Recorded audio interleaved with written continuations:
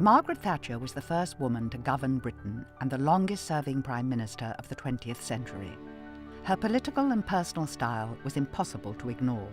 She dominated the work of government in a manner that ensured much of what was achieved would be forever associated with her and her alone. But while our collective memory of Mrs. Thatcher will be slow to fade, how do the changes brought about during her 11 years in power affect us now? What is the legacy of Thatcherism?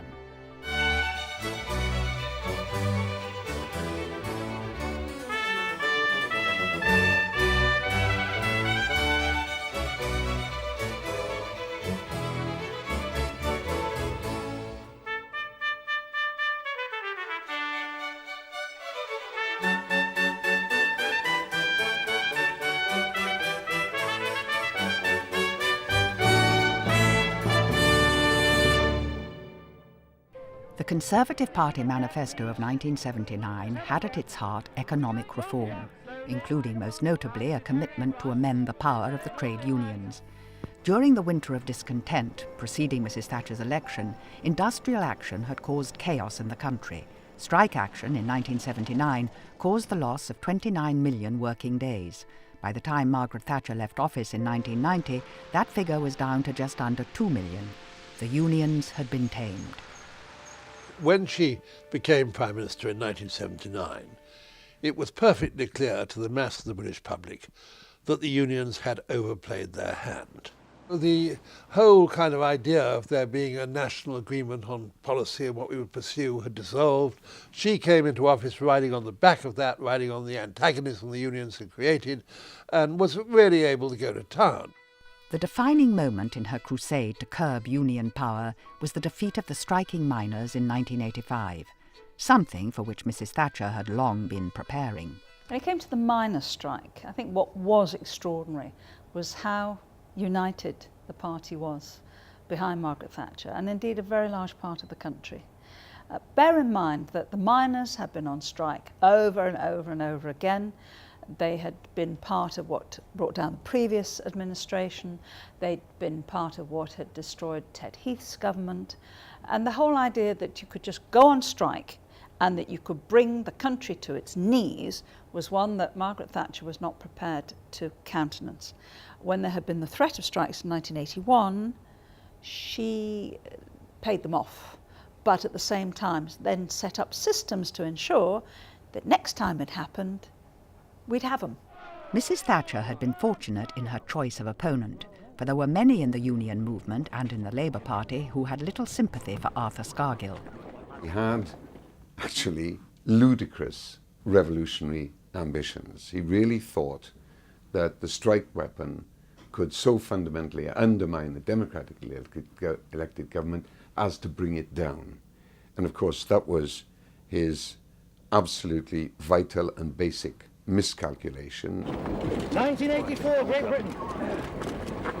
Move the rest of them, get them moving. The public did identify it as a battle between battling Maggie and rebel Arthur. And, that suited her, and it made it much easier for it to win. The collapse of the miners' strike signalled a wider breakdown of union power. Where once the Trade Union Congress, the TUC, was a force to be reckoned with, now it was relegated to the sidelines. More significantly, the reforms brought in under Mrs. Thatcher have more or less stayed in place. After Thatcher, you could never again have a country that was dominated by the trade unions, or one where the strike was the most important economic weapon. That implies that the power resides far more with management, with business. We do live in a free market economy, we live in a free market Europe by and large, and opportunity creates wealth for individuals and prosperity for the nation. That's Thatcherism, and it's now widely accepted. Even Gordon Brown accepts it. Running in parallel with changes in trade union legislation was economic reform. A monetarist, Mrs. Thatcher wanted to reduce the role of the state in the economy. Working with her Chancellor Geoffrey Howe, she approved an early shift from direct to indirect taxation, together with cuts in public spending. In the short term, this led to a doubling in the number of the unemployed. It was a bitter pill to swallow. I think that some of our colleagues, and indeed even we, didn't realise just how tough it was going to be. But the condition that was always dominant, if we were borrowing money still in order to finance expenditure we couldn't afford, we had to pay interest rates to borrow it. And the market wouldn't let us borrow more except at higher interest rates. So we had to follow monetary policy by reducing our borrowing. It was really, there is no alternative. What startled me almost was the fact that it was being done with so little sensitivity to the short-term politics of it. It was a great dash, really, to try to transform enough, quickly enough, to be able to get re-elected at the end of the term because some of the first benefits would be starting to show. That is actually what happened. If I could press a button and genuinely solve the unemployment problem, do you think that I would not press that button this instant? Does anyone imagine that there is the smallest political gain in letting this level of unemployment continue? Or that there is some obscure economic religion which demands this level of unemployment as part of its grisly ritual? Mrs. Thatcher resisted all calls to reverse her fiscal legislation. She stuck steadfastly to her chosen economic course. Despite a shaky start, after 2 years the green shoots of recovery started to appear. Between 1981 and 1987, the economy accelerated impressively. At the same time, inflation held at around 5% or less. I think that her real triumph was economic. We were in a very desperate way in 1979. I mean, really things we were going down the plug hole. And due to her determination and her vision, she turned things round. And I think that was quite a remarkable feat. Otherwise, I think we would be in real trouble. And that, I think, is her legacy above all. By 1990, however, inflation had risen towards 10% and the economy was on a downturn. Fairly worried, yes indeed. I don't think anybody really is particularly secure, especially the dealers. Basically had a good time over the last few years, and if it all goes, it goes. We MPs, we had on our hands a recession, a nasty one. The constituencies' economy sort of fell off the cliff in 1989, 1990. Housing market collapsed and there was big trouble. Opinion is divided as to whether Britain would have fared better or worse during the global economic recession as a result of the earlier reforms presided over by Mrs. Thatcher. But another aspect of her economic strategy has stood the test of time: privatisation. During Margaret Thatcher's time, I think we privatised pretty successfully, and the outcome has been some very important international businesses which have done very, very well. Mrs. Thatcher considered privatisation as fundamental to improving Britain's economy and, as she would later recall, a central means of reversing the corrosive and corrupting effects of socialism. Her plans met with very little resistance. Once privatised, the old state monopolies became far more efficient and profitable. Such was their success, even Labour rejected the idea of renationalisation. The ones we've privatised since, like British Rail, not been quite such a success. And my own feeling was that Margaret had a pretty shrewd idea of what would work and what would not work, and that she was not actually prepared to bring to the fore. Perhaps we should have listened to her more. Privatisation also paved the way for deregulation in the City of London, the so-called Big Bang of October 1986. The basic idea was that if you free it up, Britain can compete in the world, and Britain can also be a place where people from all over the world come to compete. And this was essentially fulfilled.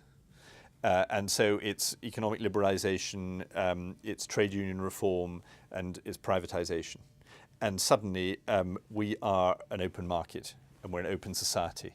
And that has huge cultural consequences, economic consequences, social consequences, some of which, you know, make very good satire about yuppies and so forth, but which undoubtedly created an enormous increase in freedom and prosperity.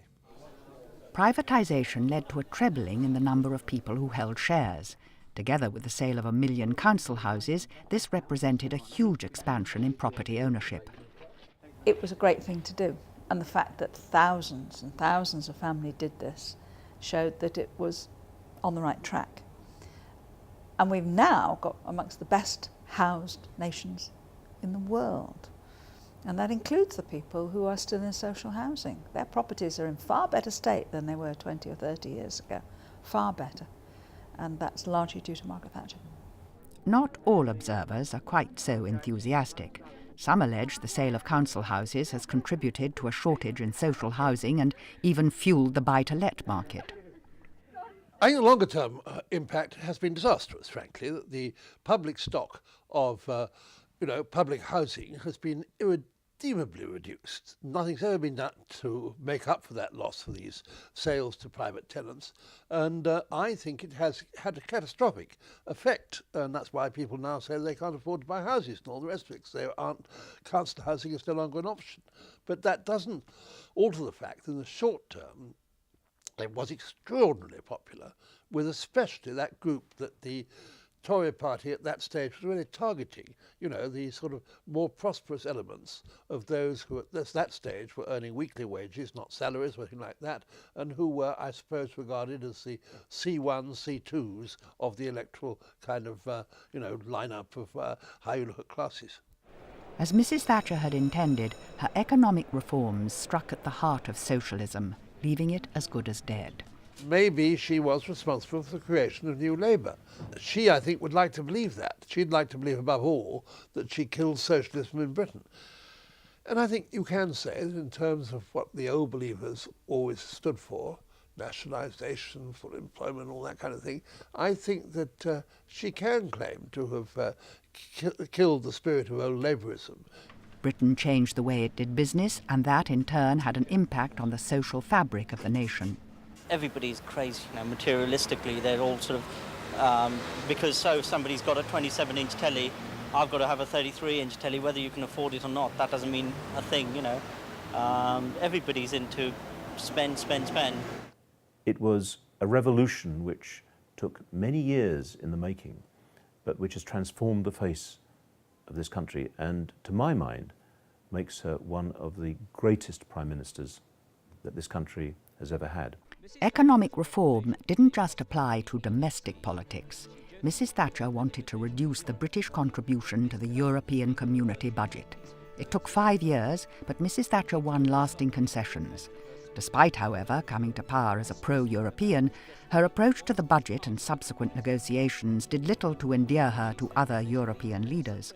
It's a matter of plain common sense that we can't totally abolish frontier controls if we are also to protect our citizens from crime and stop the movement of drugs, of terrorists and of illegal immigrants. So the message which Mrs. Thatcher has brought to Brussels, the home of the European Commission, is plain enough. She believes that Europe must work more effectively, but she is determined that the dream of the Eurocrats of a united Europe must remain no more than that, no more than a dream.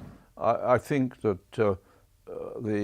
some of the European heads of state did not get on very well with her, or she with them, and that was that. But she was pro-European when she was in office until quite late on. It was only when she began to fall out with Helmut Kohl and began to get sort of towards the end of her period of office that she began to get on very bad terms with some of the other Europeans, because I'm beginning to worry about how far they wanted to go. Mrs. Thatcher's stance on Europe and her mounting hostility towards a single currency and greater European integration alienated not just her fellow heads of state, but members of her own party. It was the issue that would prompt her deposing. Her position shifted with the passage of time. She was a vigorous advocate of the yes vote in 75, and in 1985 I think we presented a document to Chancellor Kohl of Chequers called Europe of the Future, which spelt out a lot of what has since been achieved, including the pursuit of a common foreign policy. She became less enthusiastic about it, as it appeared to her, and to some extent to others, that the community was taking too much trouble in too much power in certain directions. She felt a sense of betrayal because she said that she was misled by the rest of Europe as to what was really going on and the scope of what would happen. And so in later years she was very, very happy to rewrite history and to say, in a way, we was robbed. Lady Thatcher came to Brighton with a copy of the Maastricht Treaty in her handbag and a deep distrust of Brussels in her heart. Her arrival in the hall was carefully staged between debates, but party managers were holding their breath. She'd already savaged the government's European policy, more words in the hall, and the conference could have erupted. After leaving office, she would continue to speak out against the European project, even if that meant criticising John Major, the man she had backed for the leadership, and his government's policy. There are enough opposition politicians and media commentators rocking the boat. We do not expect the elders of our own party to join this unhelpful cause. A show of affection at least from the Prime Minister, perhaps disguising the relief he felt that she'd not attempted a speech. But though she'd not fired off another salvo, Lady Thatcher was far from being back in the fold. She was ushered off the stage and soon after left by the back door. He deeply resented Margaret's attitudes to him quite quickly. And of course she became his fiercest enemy and did her damnedest to bring him down in the succeeding years. John Major and later Tony Blair would foster more friendly relations with their European partners, but warm words cannot conceal the fact that Britain has yet to adopt the euro. In contrast to the verbal combat that characterised her relationship with other European leaders, Margaret Thatcher had the willing ear of both the American president and the Soviet leader. Her special relationship with Ronald Reagan and her ongoing dialogue with Mikhail Gorbachev played no small part in helping end the Cold War. It placed Britain ahead of many other countries in its influence on global affairs. I think the downward decline of Britain's power in the world stopped. That would have happened anyway. We got rid of the empire, we joined the European Union, we had the relationship with the Americans, the Commonwealth is what it is and not more. And since her time, we have been on an even keel. Our decline has stopped. Hugely important. Mrs. Thatcher was also a friend to Eastern Europe. In an interview for the Daily Telegraph in 1990, Mrs. Thatcher claimed to have predicted the collapse of communism way, way ahead of others. Post-collapse, the newly freed nations took Thatcherism as the model for privatising their economies. Mrs. Thatcher, too, was a popular figure, and even now is far from forgotten. And I was really waiting to come until this country had a new rebirth of freedom. The inspiration of Margaret Thatcher that the Cold War could be won and that there were certain values of freedom and the rule of law which should be applicable to all societies and were just there waiting for the societies of Eastern Europe to apply them. That has always been an inspiration to many of our colleagues, particularly on the centre-right of politics, in countries like Poland and the Czech Republic, so they are very conscious of her legacy as well. Further afield, her influence is still felt in the former British colony of Hong Kong. Working with her Foreign Secretary, Geoffrey Howe, she signed an agreement with China in 1984 that guaranteed, once the British lease ran out and the colony was handed back to Communist China in 1997, Hong Kong would continue to experience a degree of autonomy and retain its capitalist economy. We are privileged today to take part with our Chinese friends in a unique occasion. Deng Xiaoping, the Chinese negotiator, was a man of equal calibre to Margaret Thatcher, if you like. But he knew that my client was as awkward as he was, and it helped us to get the right result. Mrs. Thatcher's pragmatism allowed her to negotiate a constructive settlement with a communist regime. Similarly, in seeking a way forward for Northern Ireland, she made a controversial decision to involve the government of the Republic in negotiations about the province, which led to the Anglo-Irish Agreement of 1985. Inside, the two leaders put their names to the agreement. The two are united in hoping it will reduce violence in the province by isolating the extremists. But in terms of selling it, their needs are very different. Although far from successful or conclusive, it was the start of a process which continued under John Major with the Downing Street Declaration, and eventually under Tony Blair with the Good Friday Agreement. She took the first steps on what was a very long road, and it's taken a long time for us to get to where we've got to now. but I think she deserves credit for that. Despite Margaret Thatcher's myriad achievements, it was her own party that ousted her from office. But her departure did not heal the party. Neither could she be restrained from trying to exert her influence on party affairs. He's terrific. Have you seen his policy statement? We've got something to direct our debates to. It's got the best organised conference. It's a prelude to victory. Is he next tough time. enough on Europe, do you think? Well, we all cooperate with Europe, but we're going to keep our sovereignty. We're British. It is that idea of sovereignty and Britishness which seemed to fuel her far more controversial remarks at a reception this evening. In private, she's known to take a far from flattering view of the countries of continental Europe, especially the Germans, but has always been careful about her public utterances on the subject. Tonight she threw caution to the wind, and with William Hague smiling and applauding beside her, she spoke her true mind. Britain still has an important place in the world. We're quite the best country in Europe. Like I said, I'm going to have to be careful what I say, and I don't like it. Like I said, in my lifetime, all our problems have come from mainland Europe. And all the solutions have come from the English-speaking nations across the world. After she'd lost office, after 2 or 3 years, she became sort of crazily Eurosceptic and put everything down to Europe, her own fall from office and everything else, began to make wild remarks from time to time on the subject. And nevertheless, her support for people like Hague and Duncan Smith was very valuable because the Conservative Party faithful were increasingly Eurosceptic. Pro-Europeans were leaving us in both voting terms and membership of the party. They were going on to the Liberals mainly. What was left was becoming a Eurosceptic party. Thank you very much. Thank you very much. About Europe, about the problems in Europe. Do you stand by those comments this evening? Well, I had hoped that some of you might have heard of World War I and World War II.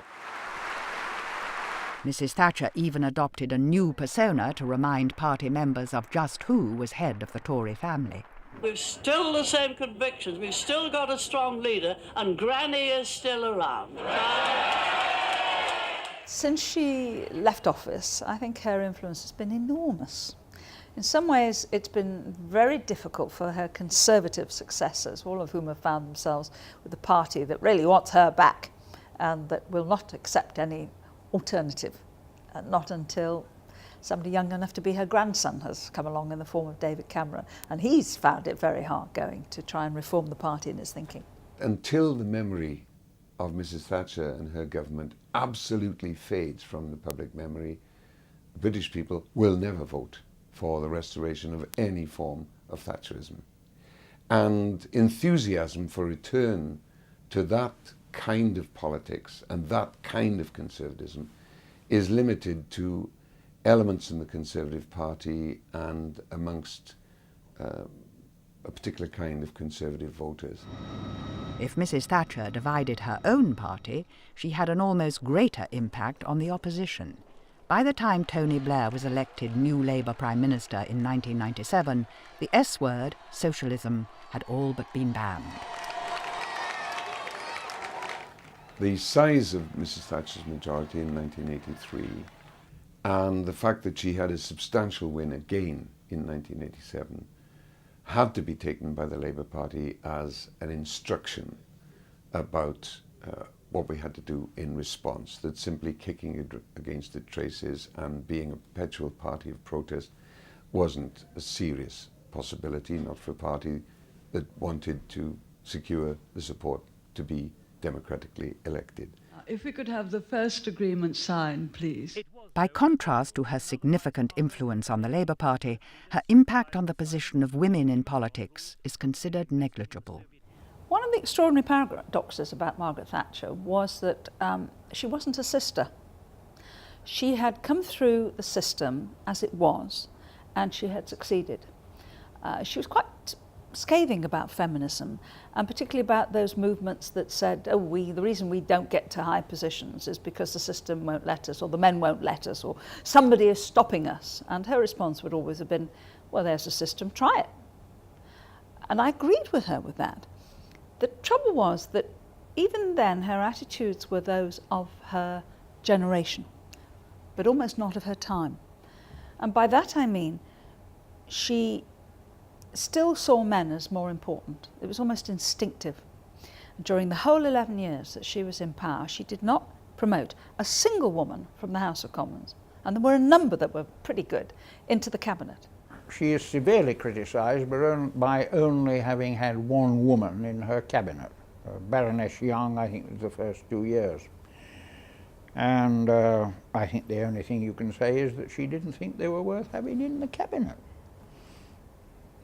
Now that may seem to be an extremely harsh judgment. But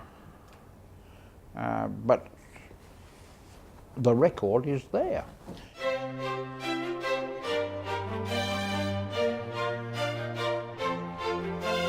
Margaret Thatcher's legacy is evident now and will continue way into the future. It is perhaps fitting that her role in Britain's political life was best summed up in 1991 by the then American President George Bush. On awarding her the Presidential Medal of Freedom, he described her as the greengrocer's daughter who shaped the nation to her will. By whatever standard, and regardless of the contrasting assessments of her achievements, it's a remarkable story. Indelibly to her credit is the fact that she had the guts and the tenacity to become leader of the British Conservative Party and to fight and win those elections repeatedly. Nobody can take that away from this very particular woman.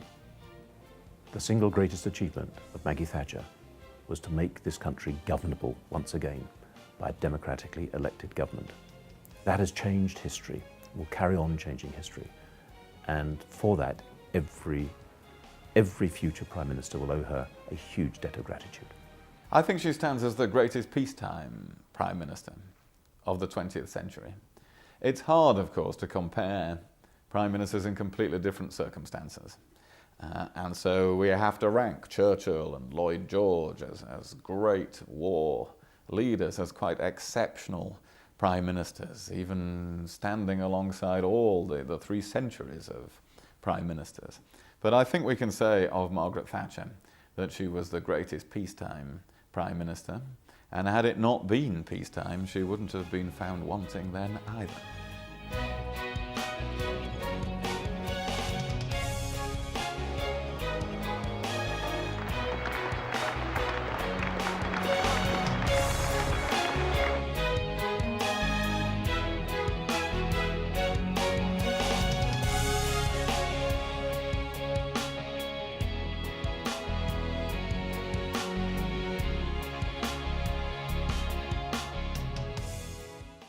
You can order Margaret Thatcher a tribute in words and pictures for the special half-price fee of £10.